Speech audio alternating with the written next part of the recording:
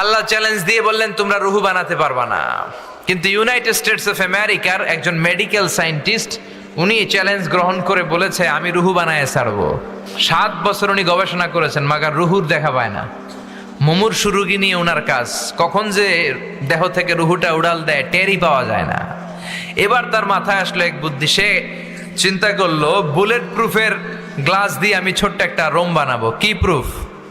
Bullet proof. Bullet proof হচ্ছে এমন proof গুলি মারলে ঢুকে না।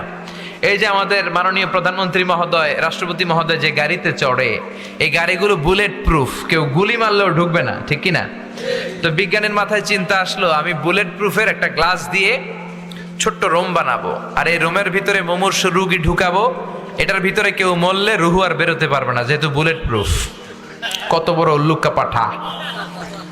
তো গ্লাস ফিটিং করা ছোট্ট একটা রুম বানিয়েছে, আর তার টিমের সবাইকে নিয়ে সে বলল আজকে আমি রুহু ধইরা ছাড়ুম। রুহু কেমনে বেরোয় আমি দেখবো, কারণ বুলেট প্রুফের গ্লাস দিয়ে, টেম্পার গ্লাস দিয়ে আমি ছোট্ট রুম বানিয়েছি, এটার ভেতরে মুমূর্ষু রুগী ঢুকাবো।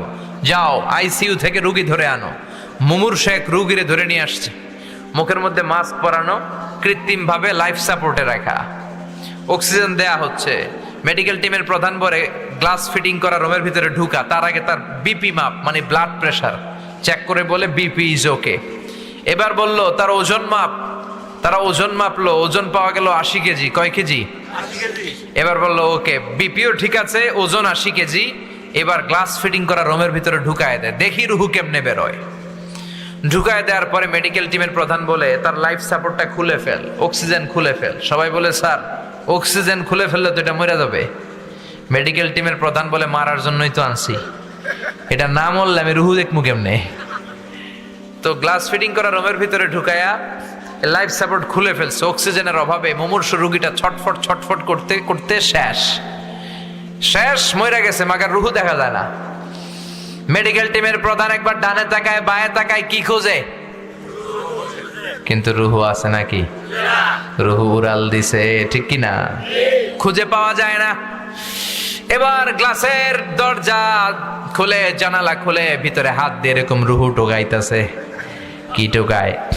টাকি মাছ যেমনে টোকায় না, রুহু খুঁজতেছে। এইভাবে রুহু পাওয়া যায়? এবার ব্যর্থ এসে বলল লাশটাকে বের করো। বের করার পরে চেক দা বিপি, বিপি মাপো, ওজন মাপো। বিপি নাই, কারণ মরে গেছে। মরে গেলে মানুষের এই যে ধাক্কাটা থাকে, কিন্তু ওজন আছে না নাই? মরার আগে ছিল 80 কেজি, এখন ওজন দিয়া দেখে ওজন হয়ে গেছে 78 কেজি। মরার আগে ছিল কয় কেজি? মরার পরে লাশ বের করে এবার ওজন স্কেলে শোয়ানোর পরে দেখা যাচ্ছে যে ওজন হয়ে গেছে 78 কেজি। কয় কেজি কমছে? কয় কেজি? বিজ্ঞানী কয় আমি পাইছি। সবাই কয় কি পাইছেন? কয় রুহু।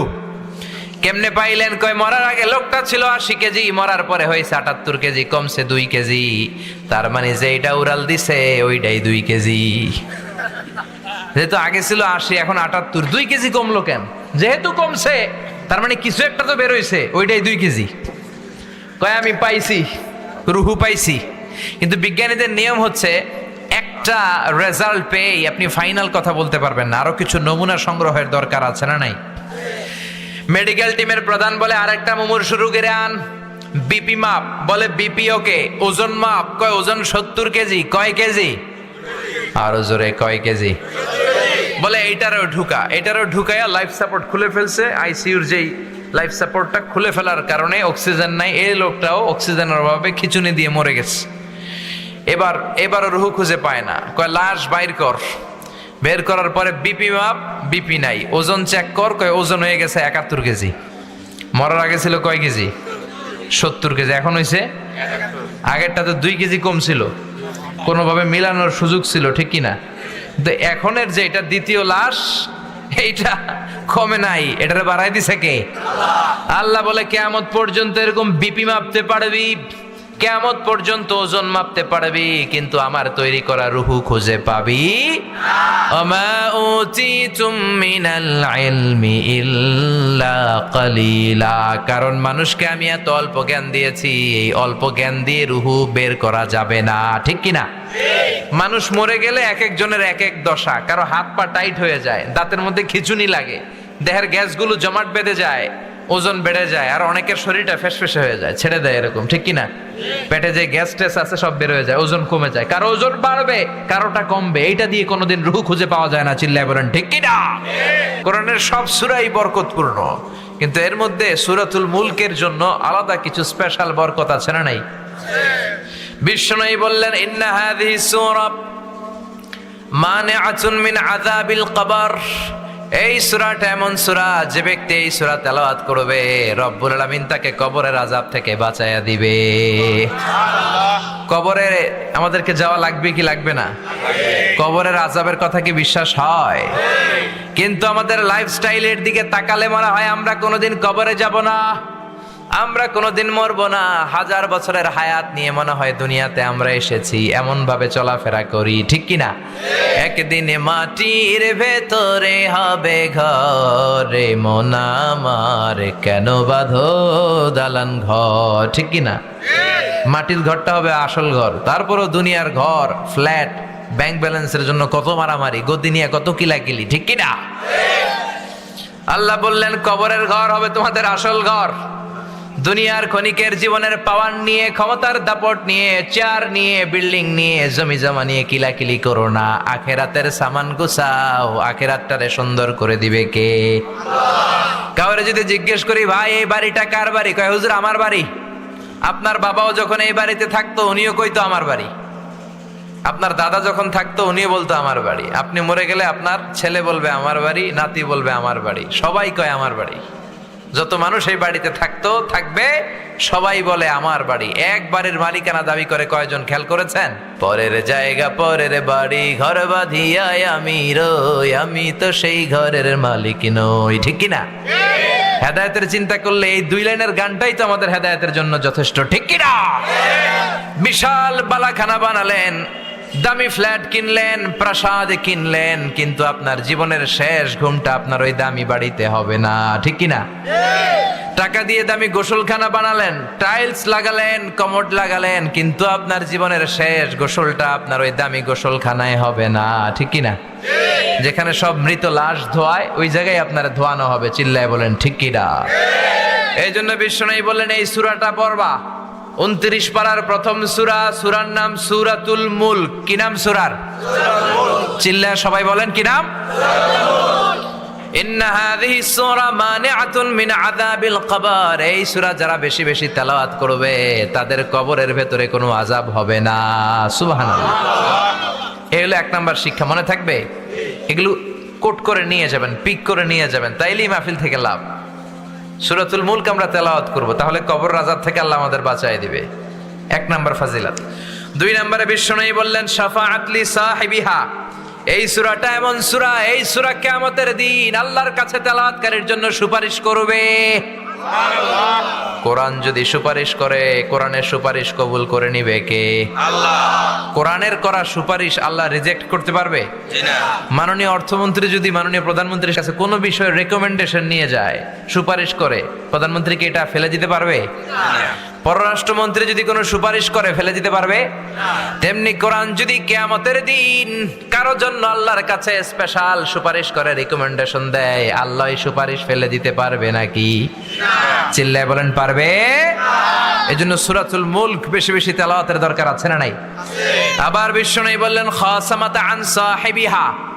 এই সূরাটা তেলাওয়াতকারীর পক্ষে আল্লাহর সাথে কিয়ামতের দিন তর্ক করবে। আল্লাহু আকবার।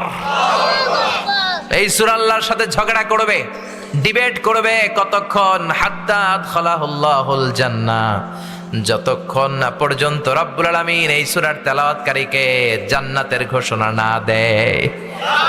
যতক্ষণ না আল্লাহ ঘোষণা দিবে যে যাও আমি তোমাকে জান্নাতের জন্য সার্টিফাই করলাম, ততক্ষণ পর্যন্ত এই সূরা আল্লাহর সামনে দাঁড়িয়ে তর্ক করতেই থাকবে। তার মানে এই সূরাতে বরকত বেশি না কম? বেশি। এজন্য বিশ্বনবী বলতেন মান ক্বারা বিহা ফি লাইলাতিন ফাকাদ আকসারা ওয়া আতাবা।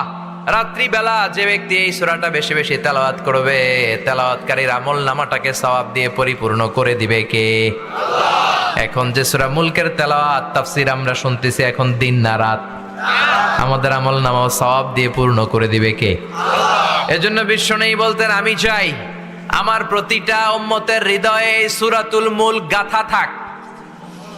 আমি নবী চাই আমার সব উম্মতের হৃদয়ে এই সূরাটা মুখস্থ থাক। আল্লাহু আকবার। এজন্য এই সূরাটা মুখস্থ করার দরকার আছে না নাই? এই যে আরেকটা সবক পাইলেন যে সূরাতুল মুলক মুখস্থ করতে হবে। রাজি আছেন? মাত্র 30টা আয়াত। কয়টা? এক মাসে কয়দিন? নিশ্চিন্তপুরে কয়দিন? এদিকেও 30 দিন। তো প্রতিদিন যদি একটা করে আয়াত মুখস্থ করেন, পুরো সূরাটা কভার করতে, হেফজ করতে লাগবে কয়দিন? সবাই মুখস্থ করবেন? নানারা আপনারাও করবেন? আপনারাও করবেন? আপনারা চেয়ারম্যান, জনগণ সবাই মিলে মুখস্থ করবে এই সূরা। জনপ্রতিনিধি, জনগণ সবাই মিলে। রাজি আছেন তো? এটা আপনাদের হোমওয়ার্ক, বাড়ির কাজ। বাড়ির কাজ দিয়ে গেলাম, মুখস্থ হইলে ইমাম সাহেবকে শোনাবেন। রাজি আছেন? রাজি আছেন? দিস সূরা is an eye opener for you. এই সূরা আপনার দৃষ্টিকে খুলে দিবে, আপনার ঘুমন্ত বিবেককে জাগিয়ে তুলবে, আপনার মধ্যে একটা পরিবর্তন নিয়ে আসবে।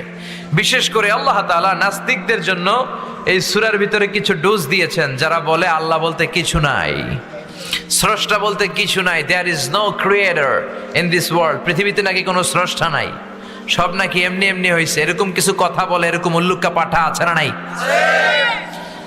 আল্লাহ বলে আমার সৃষ্টির দিকে তাকা, আমার সৃষ্টির ভেতরেই আমি আল্লাহর নিদর্শন আছে না নাই? পাহাড়ের দিকে তাকা, সাগরের দিকে তাকা, ঝর্ণার দিকে তাকা, বুঝতে পারবি এই ঝর্ণারও একজন মালিক আছে না নাই?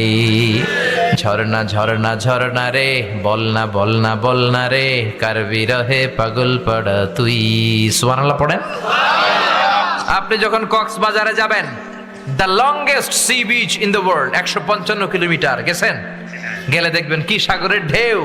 এই সাগরের দিকে তাকালে মনের অজান্তে আপনার মাথায় এটা চলে আসবে যে এই সাগর এমনি এমনি হতে পারে না, এই সাগরের একজন স্রষ্টা আছে না নাই? আপনি যদি বাংলাদেশের সবচেয়ে বড় পাহাড় ময়মনসিংহের গারো পাহাড়ে যান, কিংবা বান্দরবানের তাজিংডং বিজয়, চিম্বুক পাহাড়, কেওক্রাডাঙে যান, পাহাড়গুলো দেখলে বুঝবেন এই পাহাড়েরও একজন মালিক আছে না নাই? আপনি যদি সৌদি আরবের মরুভূমিতে যান, আফ্রিকার সারা মরুভূমির মাঝখানে যেয়ে দাঁড়ান, আপনি বুঝবেন মরুভূমির একজন মালিক আছে না নাই? আপনি খেয়াল করলে, চিন্তা করলেই আপনার মন আপনাকে সায় দিবে এই মহাবিশ্ব, এই বসুন্ধরা, এই চমৎকার পৃথিবী এমনি এমনি হতে পারে না। এই পৃথিবীর একজন স্রষ্টা আছে না নাই? আর সেই স্রষ্টার নাম কি? কিন্তু নাস্তিকরা বলে আনসিন ইজ নাথিং, যেটা দেখি না ওইটা বিশ্বাস করি না, বলে না?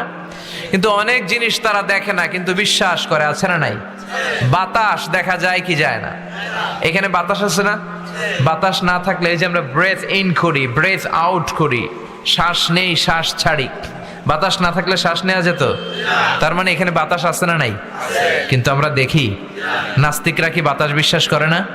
কিন্তু প্রথমে কইছে যেটা দেখি না ওইটা মানি না, কিন্তু বাতাস মানে, ঠিক কি না? Do you see the air in the atmosphere? নাস্তিক পাইলে জিজ্ঞেস করবেন তুমি কি বায়ুমণ্ডলের বাতাস দেখো? সে বলবে no. Then you ask him so why do you believe on that? তাহলে তুমি বিশ্বাস করো কেন? কেন বিশ্বাস করো? Do you see the bad headache someone feel in his head? কেউ যখন মাথায় ব্যথা পায় তুমি কি এটা দেখতে পাও? অনেকে আইসা বলে হুজুর আমার প্রচন্ড মাথায় ব্যথা, একটু দোয়া পরে ফু দিয়ে দেন, বলে না? তো লোকটা যে মাথার ব্যথায় মরে যাচ্ছে আমি কি দেখি? কিন্তু মাথা ব্যথা আমরা বিশ্বাস করি কি করি না? নাস্তিকেরা এরকম হাজার জিনিস দেখে না কিন্তু বিশ্বাস করে। এজন্য আল্লাহ বলে গোলাম আমার সৃষ্টির দিকে তাকা, আমার সৃষ্টির ভেতরে আমি আছি না নাই? সূরাতুল মুলকের ভেতরে এরকম অনেকগুলো ডোজ দিয়েছে আল্লাহ নাস্তিকদের জন্য, মেডিসিন দিয়েছে। কি দিয়েছে? এজন্য নাস্তিকদের সাথে সূরা মুলক নিয়ে আপনারা ডিবেট করবেন। কুফা নগরীতে এক নাস্তিক ছিল, উল্লুকা পাঠা। সে বলে আমি আল্লাহরে মানি না, স্রষ্টা বলতে কিছু নাই। কেউ যদি আমারে বুঝায় দিতে পারে যে স্রষ্টা বলে একজন আছে, আমি তার হাতে বায়াত হয়ে আমি মুসলমান হয়ে যাব। কোন সুবহানাল্লাহ। কুফার লোকেরা বলল ইনদানা ইমাম ইসমুহু নু'মান ইবনে সাবিত, আমাদের একজন ইমাম সাহেব আছে নাম নু'মান ইবনে সাবিত। ওনার নাম নু'মান কিন্তু আসলে উনি ইমাম আল আযম আবু হানিফা। সুবহানাল্লাহ বলতে পারলেন না? সবাই বলে আমাদের ইমাম এমন ইমাম তোমারে বুঝায়া ছাড়বে। নাস্তিক বলে ডাক তোদের ইমামকে, তোদের ইমামের সাথে ডিবেট হবে আগামীকাল জুমার নামাজের পর 2টার দিকে ওই বিশাল ময়দানে ডিবেট হবে। হাজার হাজার মানুষ তর্ক দেখার জন্য এসেছে। ইমাম আযম আবু হানিফা আল্লাহর পক্ষে আর নাস্তিক হলো আল্লাহর বিপক্ষে, ঠিক কি না? হাজার হাজার মানুষ দেখতে এসেছে, দেখি কে জিতে যায়। হাজার হাজার মানুষ আসলো, নাস্তিক আসলো, আসে নাই ইমাম আবু হানিফা। কে আসে নাই? 2টা বাজে আসে নাই, 2:30 বাজে আসে না, 3টা আসে না, উনি আসছে 4টার দিকে, 2 ঘন্টা লেট, 2 hours লেট অলরেডি। কয় ঘন্টা লেট? আসার পরে নাস্তিক বলে, এ কেমন ইমাম যার সময়ের জ্ঞান নাই, এর সাথে আমার কোনো তর্ক নাই। ইমাম আবু হানিফা বলে, ইনদি উযর, আমার কথা আছে, আই হ্যাভ এক্সকিউজ। কি এক্সকিউজ? সাইয়েদনা ইমাম আবু হানিফা বললেন, আমি ঘর থেকে বেরোলাম, প্রতিদিন নদী পার হয়ে আমরা আসি, আজকে ঘর থেকে বেরোয় দেখি নদীর সামনে নৌকা নাই, রাস্তায় কোনো মানুষ নাই, কেউ নাই। আমি হেঁটে হেঁটে নদীর কাছে যেয়ে দেখি নদীর পাশে বিশাল বড় গাছ। হঠাৎ দেখলাম এমনি এমনি গাছটা 2 ভাগ হয়ে গেল, এমনি এমনি গাছ থেকে তক্তা বের হয়ে গেল, করাত ছাড়া মিস্ত্রি ছাড়া এমনি এমনি গাছের তক্তাগুলো জোড়া লেগে নৌকা হয়ে গেল। লগি নাই, বৈঠা নাই, মাঝি নাই, এমনি এমনি নৌকা আমাকে নিয়ে নদীর এপার থেকে ওপার চলে গেল। এই বিশাল প্রসেসিংটা হইতে 2 ঘন্টা আমার দেরি হয়েছে, তো এই জন্য আই এম লেট, আমার দেরি হয়েছে। নাস্তিক কয়, তগো ইমাম ডাইল খাইছে, ডাইল, অথবা গত রাতে ঘুম হয় নাই, পাগলের মতো আবল তাবল বকে, প্রলাপ বকে। সাইয়েদনা ইমাম আবু হানিফা বললেন, এ কথা বলেন কেন? নাস্তিক বলে, করাত ছাড়া গাছ কাটা যায় নাকি? এমনি এমনি গাছ কেটে যায় নাকি? এমনি এমনি তক্তা বেরোয় নাকি? এমনি এমনি তক্তাগুলো জোড়া লেগে নৌকা হয় নাকি? এমনি এমনি লগি নাই, বৈঠা নাই, এমনি এমনি মাঝি ছাড়া নৌকা চলে নাকি? ইমাম আবু হানিফা বললেন, এই তো আপনি লাইনে চলে আসছেন, now you are on the right track, এখন আপনার বোঝানো আমার সহজ হবে। সাইয়েদনা ইমাম আবু হানিফা বললেন, এমনি এমনি তক্তা হয় না, এমনি এমনি গাছ কাটে না, এমনি এমনি মাঝি ছাড়া নৌকা চলে না, তাহলে এই আকাশটা কেমন করে এমনি এমনি হলো? জমিনটা কেমন করে এমনি এমনি হলো? পাহাড় পর্বত মহাবিশ্ব কেমন করে এমনি এমনি হলো? আল্লাহু আকবার। এই যুক্তির সামনে নাস্তিকের আর কোনো যুক্তি নাই। নাস্তিক কয়, তাই তো, আসলেই তো আমি একটা উল্লুকা পাঠা, এতদিন পর্যন্ত আমি এইভাবে চিন্তা করি নাই, আমি তো এরকম ভাবি নাই। ও নু'মান ইবনে সাবিত, তো ইমাম, আসলে আপনি বড় ইমাম, আর আমি তর্কে জড়াতে চাই না, আপনার হাত দেন, আমি আপনার কাছে বায়াত হলাম, আর আমারে আপনি পড়িয়ে দেন লা ইলাহা ইল্লাল্লাহু মুহাম্মাদুর রাসূলুল্লাহ সাল্লাল্লাহু আলাইহি ওয়াসাল্লাম। নাস্তিকদের জন্য এরকম সুন্দর সুন্দর ডোজ এই সূরার ভেতরে দিয়েছে কে? আল্লাহ। আরো জোরে বলেন, কে? সূরার নাম সূরাতুল মুলক। সূরার নাম কি? সূরাতুল মুলক। মুলক মানে ক্ষমতা, মুলক মানে কি? মুলক মানে পাওয়ার, মুলক মানে অথরিটি, মুলক মানে সভরেনিটি। আল্লাহ শুরু করলেন, তাবারাকাল্লাযী বিয়াদিহিল মুলকু ওয়া হুয়া আলা কুল্লি শাইইন কাদির। সুমহান সেই সত্তা যার হাতে সব ক্ষমতা, আর তিনি যেটা চান সেটাই করতে পারেন। একমাত্র যেটা চান সেটাই করতে পারেন, তিনি কে? আল্লাহ। তাবারাকা শব্দ দিয়ে আল্লাহ সূরা শুরু করলেন। আল্লাহ বললেন, আমি এত বরকতময়, তাবারাকাল্লাযী, বরকতময় সেই সত্তা, বিয়াদিহিল মুলকু, যার হাতে সব ক্ষমতা। ক্ষমতা সব কার হাতে? আল্লাহ। নাকি আপনাদের হাতে? না। আপনারা তো বলেন ক্ষমতার মালিক নাকি আপনারা? না। জনগণ সকল ক্ষমতার উৎস, আপনারা এগুলো বলেন না? বলেন না? বলেন না? এগুলো রাষ্ট্রীয় কুফুরি, রাষ্ট্র থেকেও অনেক কুফুরির ডোজ আমাদেরকে শিখাই দেওয়া হয়, ঠিক কিনা? সকল ক্ষমতার মালিক একজন, তিনি কে? আল্লাহ। আমাদের কোনো ক্ষমতা নাই, সব ক্ষমতা কার? আল্লাহ। আল্লাহ বলে, ওয়া খুলিকাল ইনসানু দাঈফা, আমি তোমাদেরকে দুর্বল করে বানালাম। আমরা শুধু দুর্বল না, আমরা সবাই দুর্বল, দুর্বলের ঘরের দুর্বল। আমি দুর্বল, আমার বাবা দুর্বল, আমার দাদা দুর্বল, আমার 14 গোষ্ঠী দুর্বল, তার মানে দুর্বলের ঘরের সবল একজন, তিনি কে? আল্লাহ। ক্ষমতা একজনের, কার? আল্লাহ। মনে থাকবে? পেঁচায় ফেলবেন না তো আবার? পেঁচানো যাবে না, সব ক্ষমতার মালিক হচ্ছেন আল্লাহ। আমাদের ক্ষমতা থাকে কেমন করে? আপনার যখন পেটে ব্যথা হয়, ডায়রিয়া হয়, আপনি বিছানায় গড়াগড়ি খান কি খান না? তো কেন গড়াগড়ি খান? আপনি না ক্ষমতার মালিক? সব ক্ষমতার উৎস বলে আপনি। 3 বার টয়লেটে গেলে 4র্থবার আর তার চেহারার দিকে তাকানো যায় না, ঠিক কিনা? 5ম বার টয়লেট থেকে বের হয়ে কয়, আমি মরে যামু, আমারে ধর। তো মরবেন কেন? আপনি তো ক্ষমতার মালিক, আপনার ক্ষমতা গেল কই? একবার ডায়রিয়া হলে আর ক্ষমতা থাকে না, সবার কাছে মাফ, আমারে মাফ করে দেন, আমি মরে যাব। আসলে আমাদের কোনো ক্ষমতাই নাই, ক্ষমতার মালিক একজন, তিনি কে? আল্লাহ। পেছন থেকে বলে কেউ, যদি বলে হুজুর সাপ, ফস পাওয়া যাবে আপনাদেরকে? আপনারা থাকলো আমি আমার 2 নানার লিয়া দৌড় দুমে দিকে। চাচা আপন প্রাণ বাসা, অসহায়। রিক্সার টায়ার পাংচার হইলে আমরা লাভ দিয়ে উঠি, লাভ দেই না? ট্রাকের টায়ার পাংচার হয়েছে, আমি নিজেই তো কত লাভ দিছি। আমি তো এক জেলা থেকে আরেক জেলায় যাই, বিভিন্ন জায়গায় যাই, রাস্তায় প্রায় এই দুর্ঘটনাগুলো ঘটে। ট্রাকের টায়ার পাংচার, বিকট আওয়াজ হয়, মনে হয় যে ককটেল মেরেছে, লাভ দিয়ে উঠি। ড্রাইভার কয় হুজুর ডরায়েন না, টায়ার পাংচার হয়েছে। তখন বোঝা যায় আমার সাহস কতটুকু। আসলে আমাদের কোনো ক্ষমতা নাই, ক্ষমতার মালিক কে? এজন্য আল্লাহ বললেন তাবারাকাল্লাযী বিয়াদিহিল মুলকু ওয়া হুয়া আলা কুল্লি শাইইন কাদির। সুমহান সেই সত্তা যার হাতে ক্ষমতা, ক্ষমতা কার হাতে? বর্তমান পৃথিবীতে সবচেয়ে সুপার পাওয়ার বলে দাবি করে ডোনাল্ড ট্রাম্প নিজেকে, তাই না? তার একটা বক্তব্য দেখবেন, ইউটিউবে পাবেন, সে ভাষণ দিচ্ছিল, কে যেন বিউ গলে মানে একটা হুইসেলে ফু দিয়েছিল আর আল্লাহু আকবার বলেছিল। সে 3টা লাফ দিছে, আর তার স্পেশাল সিকিউরিটি ফোর্স এসএসএফ এসে তাকে ঘিরে ধরেছে। এত ক্ষমতার অধিকারী, একটা হুইসেল দিলে লাফ দিয়ে ওঠে। আচ্ছা না নাই? আবার বোঝা যায় যখন তুফান শুরু হয়, বোঝা যায় আমাদের ক্ষমতা কত কম যখন ভূমিকম্প হয়। 8 তলা 10 তলা 20 তলা বিল্ডিং গুলোর ভেতর থেকে যারাই থাকে সবাই বের হয়ে যায়, কারণ বাঁচার দরকার আছে রাডাই। যত ফ্ল্যাট আছে, যত বাড়ি আছে, দেখবেন ওই বাড়িগুলোর ভাড়াটিয়ারাও দৌড়, বাড়িওয়ালাও দৌড়। রাত 3টা 4টা 5টার দিকে ভূমিকম্প হয় না? নাকি শুধু ভাড়াটিয়া দৌড় দেয়, বাড়িওয়ালা দৌড় দেয় না? দৌড় দেয়। ধনী গরিব ক্ষমতাশীল সবাই দৌড়ায়, ঠিক কিনা? নেপালে একটা ভূমিকম্প হয়েছিল গত কয়েক বছর আগে। আমাদের বাংলাদেশের কিছু নায়িকারা গিয়েছিল শুটিং করতে। তো সকালবেলা শুটিং, তারা নেপালের একটা হোটেলে, কাঠমান্ডুতে হোটেল থেকে বেরিয়েছে, তাদের পুরো সেট নিয়ে তারা একটা পাহাড়ের উপর নাচ করবে, ওখানে ডান্স হবে। কি হবে?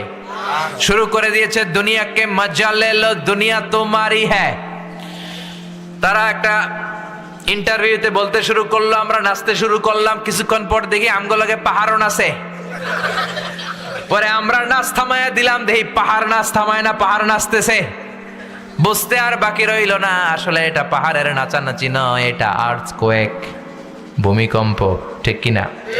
সবাই আমরা চিৎকার চেঁচামেচি শুরু করলাম, পাহাড়ে বসে বললাম, যেই হোটেলে আমরা গত রাতে ছিলাম, আমাদের লাগেজ কাপড় চোপড় যেই হোটেলে, 4 তলা হোটেলে রেখে এসেছি, পাহাড় থেকে দেখা যায়। হঠাৎ দেখলাম 2-1 সেকেন্ডের ব্যবধানে পুরো হোটেলটা মাটির সাথে ধসে মেসাকার হয়ে গেল। পুরো কাঠমান্ডু শহরটা কেঁপে উঠলো। পুরো কাঠমান্ডুর বড় বড় মূর্তিগুলো, এই 10টা হাত দিয়ে জিহ্বা বের করে থাকেন এইভাবে, এই মূর্তিগুলো বিভিন্ন জায়গায় ওরা সেট করে রেখেছে টুরিস্ট অ্যাট্রাকশন হিসেবে। সবগুলো মূর্তি ধপাস করে পড়েছে, নিজেরাই বাঁচতে পারে না, মানুষে বাঁচাবে কি? জোরে কোন ঠিক কিনা? একটা মূর্তির গায়ে যদি মাছি মশা এসে বসে, কেউ না তাড়ালে মূর্তি তাড়াতে পারে না, ঠিক কিনা? গোটা কাঠমান্ডু কেঁপে উঠলো। একটা লোক কাঠমান্ডু শহরে বসে বসে 2টা বাচ্চাকে নিয়ে কান্না শুরু করেছে। টিভি চ্যানেলের লোকেরা যাচ্ছিল, তারা রিপোর্ট করছে, আর ওই লোকটাকে জিজ্ঞেস করছে, আপনার কি হয়েছে, কাঁদেন কেন? সে বলে, গতকাল পর্যন্ত আমার 5 তলা বাড়ি ছিল, 2টা গাড়ি ছিল, একটা সুপার শপ ছিল, টাকা পয়সার কোনো অভাব নাই, আমার পুরা বাড়িটা শেষ। আমার বউ বেরোতে পারে নাই, বাচ্চা 2টারে নিয়ে কোন রকম জানে বাঁচলাম। এখন খাবার মতো কোনো খাবার নাই, বিশুদ্ধ পানি নাই, ত্রাণের প্যাকেট আসলে মারামারি করে যদি একটা প্যাকেট পাই, 2 বাচ্চারা আমি মিলে জিলে খাই। গতকাল ছিলাম কোটিপতি, আজকে পথের ভিখারি, ঠিক কিনা? কোনো ক্ষমতা নাই, ক্ষমতার মালিক একজন, তিনি কে? আল্লাহ। এই যে মাহফিলের ময়দান, 3টা ভাউয়া ব্যাং যদি কেউ এদিকে ছেড়ে দেয়, ভাউয়া ব্যাং চিনেন? লাভ দেয় না? এদিকে একটা ভাউয়া ব্যাং, মাঝখানে একটা, পিছনে একটা ব্যাং, আর কি লাভ দিবে? ব্যাঙের চেয়েও 3 ডবল লাভ দিবেন আপনারা, ঠিক কিনা? কোনো ক্ষমতা নাই। কুকুর আমাদেরকে কামড়াইলে আমরা কুকুরে কামড়াইতেও পারি না। বল্লা পোকা কামড় দিয়ে দেয় দৌড়, ওইটার যে ধর্মু ওইটাও পারি না, চিল্লা এখন, ঠিক কিনা? এজন্য আপনি যত ক্ষমতার অধিকারী হন, এগুলো নকল ক্ষমতা। আমাদের মাননীয় প্রধানমন্ত্রী একবার ওনার বিমান থেকে ল্যান্ড করতে পারছিলেন না, আধা ঘন্টা 1 ঘন্টা পরে ল্যান্ড করেছিলেন, বিমানের সমস্যা, 33টা চক্কর মেরেছে ওনার বিমান। ওনার স্পেশাল সিকিউরিটি ফোর্স এদেশের প্রিয় প্রধানমন্ত্রীকে যেয়ে বলল, মাননীয় প্রধানমন্ত্রী, উই ক্যান নট ল্যান্ড নাও, একটা সমস্যা হয়েছে, আপনি বিচলিত হবেন না, আমরা ট্রাই করে যাচ্ছি সলভ আউট করার, আমাদের বিমানের সমস্যা, যান্ত্রিক ত্রুটি, এখন আমরা নামতে পারতেছি না। 33টা চক্কর মেরেছে আকাশে। মাননীয় প্রধানমন্ত্রীকে তারা বললেন, আপনি শান্ত হয়ে বসেন। অমিয়া, যখন মাননীয় প্রধানমন্ত্রী বিমানে বসা আর বলা হচ্ছে বিমানের সমস্যা, তখন মাননীয় প্রধানমন্ত্রী বসে বসে জিকির করছিল কার? জোরে বলেন কার? তার মানে এত ক্ষমতা, তখন ক্ষমতা মিছে। চিল্লা এখন ঠিক কিনা? তখন জান ভিক্ষা চাইতে হবে একজনের কাছে, তিনি কে? এজন্য আল্লাহ বললেন, তাবারাকাল্লাযী বিয়াদিহিল মুলকু ওয়া হুয়া আলা কুল্লি শাইইন কাদির। সুমহান সেই সত্তা যার হাতে ক্ষমতা, ক্ষমতা কার হাতে? আবার আল্লাহ বললেন, আমি ক্ষমতার চেয়ারে বসাই, আমি ক্ষমতার চেয়ার থেকে নামাই, তিনি কে? কুলিল্লাহুম্মা মালিকাল মুলকি তুতিল মুলকা মান তাশাউ ওয়া তানজিউল মুলকা মিম্মান তাশা ওয়া তুইজ্জু মান তাশাউ ওয়া তুযিল্লু মান তাশাউ বিয়াদিকাল খায়র ইন্নাকা আলা কুল্লি শাইইন কাদির। সুবহানাল্লাহ পড়েন। আল্লাহ বলে, আমি ক্ষমতার মালিক, আমি ক্ষমতায় বসাই, আমি ক্ষমতা থেকে নামাই। ডোনাল্ড ট্রাম্পকে আমেরিকার ক্ষমতায় বসালো কে? হিলারিকে হারায় দিল কে? আবার ডোনাল্ড ট্রাম্প যদি বেশি বেশি না ফরমানি করে, ডোনাল্ড ট্রাম্পরেও লাথি মাইরা নামায় দিতে পারে কে? ওই ক্ষমতা আল্লাহর আছে না নাই? তাহলে সকল ক্ষমতার মালিক কে? প্রিয় ভাইয়েরা, এই পৃথিবীতে অনেক দেশে দেখবেন যিনি প্রেসিডেন্ট বা প্রধানমন্ত্রী ক্ষমতার চেয়ারে বসে, কেউ 5 বছরের মেয়াদে বসে, কেউ বসে 10 বছরের মেয়াদে। এবার বলেন তো, উত্তর দেন, আল্লাহ ক্ষমতার চেয়ারে বসছে কয় বছরের মেয়াদে?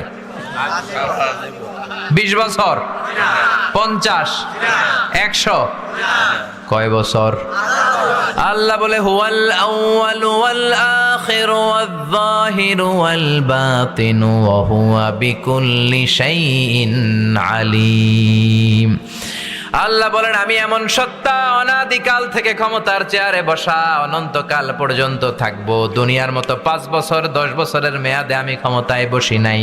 আমার ক্ষমতার আজীবন মেয়াদ, ঠিক কিনা? আল্লাহর ক্ষমতার আজীবন মেয়াদ। তার মানে আমাদের ক্ষমতা আর আল্লাহর ক্ষমতার সাথে কোনো মিল আছে? চিল্লায় বলেন আছে। আবার পৃথিবীর অনেক দেশে দেখবেন ডেমোক্রেটিক সিস্টেমে ভোটে জিতে ক্ষমতায় যেতে হয়। আল্লাহ কি ভোটে জিতে আসছে? কথা বলতে হবে চিল্লায়, ভোটে জিতে আসছে?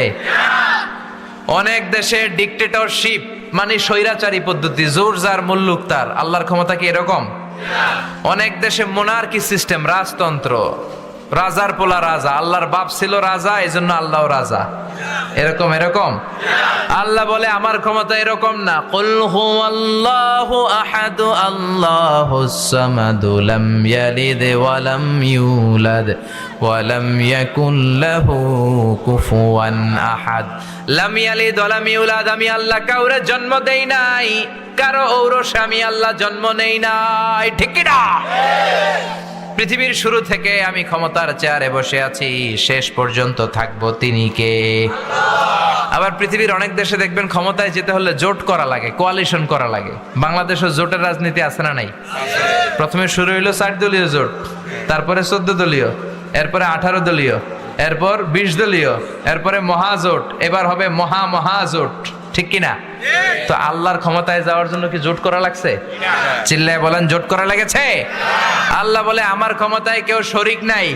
ওয়ালাম ইয়াকুল্লাহু শারীকুন ফিল মুলকি ওয়া কাব্বিরহু তাকবীরা। আমার ক্ষমতায় শরীক দল নাই, আমার ক্ষমতায় কোয়ালিশন নাই, আমার ক্ষমতায় কেউ জোট নাই। আমি একা একাই সব ক্ষমতার মালিক। চিল্লায় বলেন ঠিক কিনা? আবার পৃথিবীর অনেক দেশে দেখবেন জোর করে যিনি রাজা বা সুলতান বা প্রেসিডেন্ট বা প্রধানমন্ত্রী আন্দোলন করে তারে ক্ষমতার চেয়ার থেকে নামানো হয়। এরকম গণ অভ্যুত্থানের ইতিহাস পৃথিবীতে আছে না নাই? আমি মিশরে ছিলাম 5 বছর। মিশরে একটা আন্দোলন হলো, হুসনি মুবারক ছিল প্রেসিডেন্ট, সবাই মিলে এরা টাইনা নামাইছে। তা আমরাও যদি পৃথিবীর সবাই মিলে আল্লাহর বিরুদ্ধে একটা আন্দোলন করি, আল্লাহর টাইনা নামানো যাবে না? যাবে না? না? আচ্ছা, পৃথিবীতে যত জিন আছে, জিনেরা যদি বলে আমরাও মানুষের সাথে একাত্মতা ঘোষণা করলাম, আল্লাহরে আমরা মানি না, তাহলে তো আল্লাহ ক্ষমতা থেকে নেমে যাবে নাকি? ফেরেশতারাও যদি কয় আমরা মানি না, মানুষ জিন ফেরেশতা 3 দলীয় জোট এরকম আন্দোলন করলে আল্লাহর ক্ষমতা শেষ? কথা বলবেন, আল্লাহর ক্ষমতা শেষ হবে? আল্লাহ বলে, ওয়া আন্নাকুম গায়রু মুজিজিল্লাহ